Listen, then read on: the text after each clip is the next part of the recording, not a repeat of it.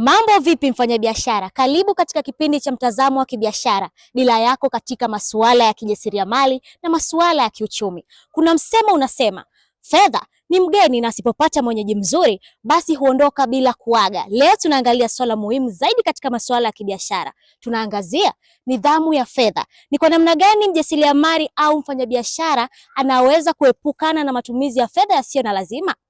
Karibu katika kipindi cha mtazamo wa kibiashara hii leo. Jina langu ni Asha Kaoneka. Ungana nami mwanzo hadi mwisho wa kipindi hiki. Kwa majina naitwa Adelina Marando, natokea Triple A Stationery, ni mfanyabiashara pia.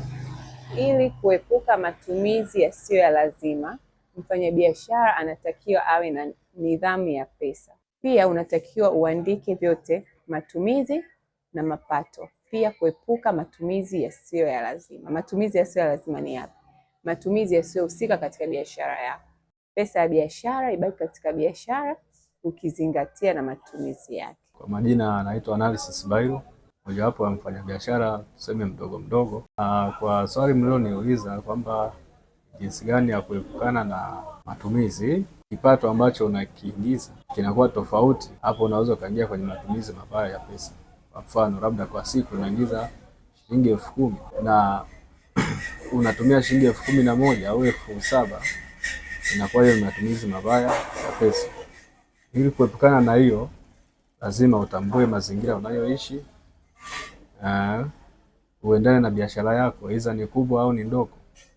Lazima uweze kufanya utambuzi kwamba kiasi ambacho una save, kwa sababu ili kuweza kuendelea katika biashara lazima kiasi ambacho unakiingiza na matumizi ambayo unatumia aidha kwa siku, aidha kwa kula au kwa matumizi ya chochote kile kitu, lazima utambue kwamba kile kikubwa kiwe juu zaidi kuliko yale matumizi ya pesa. Na unaweza kuepukana nayo kama mambo ya starehe, pombe, kwa sababu sio lazima, sio vitu vya maendeleo. Kana na kwetu sisi vijana, wanawake, unaweza ukawa na mtu wako ambaye ni rasmi, anayemtegemea kwamba mtafanya maisha hiyo, lakini ambaye sasa sio mtumiaji wa vitu vya kimaisha. Kwa majina naitwa Sala Omari. Mimi kama mfanyabiashara mdogo siwezi nikafosi mtaji wangu uwe mkubwa kwa haraka. Inatakiwa endapo nikiwa nafanya biashara yangu natunza pesa yangu kidogo kidogo, siku ya siku na mimi nije kuwa na mtaji mkubwa wa kunipa manufaa baadaye. Kingine, tunapenda sana starehe wa dada, unachukua pesa ya dukani unaenda kufanyia starehe. Siku ya siku mtaji umekwisha, marafiki zako wataanza kucheka kwa sababu biashara yako imekwisha. Au unachukua vitu vya dukani unavaa, mfano nguo unavaa, unaenda kufanya nayo starehe, alafu ukirudi unafua tena unarudisha kwenye mdoli. Inakuwa sio picha nzuri kwa wateja. Inapaswa uepukane na anasa, ndio pesa zinapoisha kwenye anasa. Unapokuwa mfanyabiashara, sasa mfanyabiashara mdogo, kwa Kiingereza wanaita sole proprietor, mara nyingi unakuwa ni wewe mwenyewe ndio unaendesha biashara, unasimamia. Kwa hiyo unaweza kuwa na wasimamizi wachache au uko peke yako. Kuna hatari ya kuanguka kwenye matumizi ambayo yanaweza kuwa nje ya bajeti, kwa maana ya matumizi ambayo unatumia fedha za biashara kufanyia labda shughuli zako binafsi. Kwa hiyo katika mikakati ambayo unaweza kuifanya kama mfanyabiashara mdogo, mojawapo ni kujaribu kupunguza matumizi. Kuna baadhi ya watu ambao mimi nimeweza kuona wengine kutoa ushuhuda, walitumia utaratibu wa kuondoa labda application fulani ambazo zinawafanya wafanye matumizi fulani ya fedha ambayo sio lazima, ili imletee ugumu kwamba anapotaka kufanya matumizi fulani atahitajika labda kwenda moja kwa moja labda benki mwenyewe kutoa pesa kuliko kutumia zile application ambazo anaweza kutumia.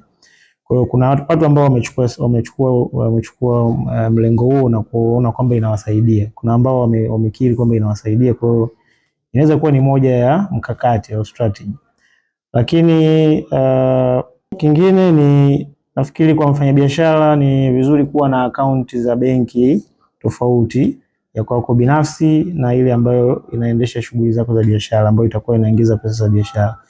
Kwa nini? Kwa sababu akaunti yako binafsi ikiwa haina hela utakuwa unajua hauna pesa. Lakini ukiwa unachanganya pesa zote, akaunti moja inachukua pesa zote za biashara za kwako, kuna hatari unapokuwa na matumizi yako binafsi kutumia fedha za biashara. Kwa maana yake mzunguko wako wa kibiashara unaweza kuwa unaathiriwa kwa namna hiyo.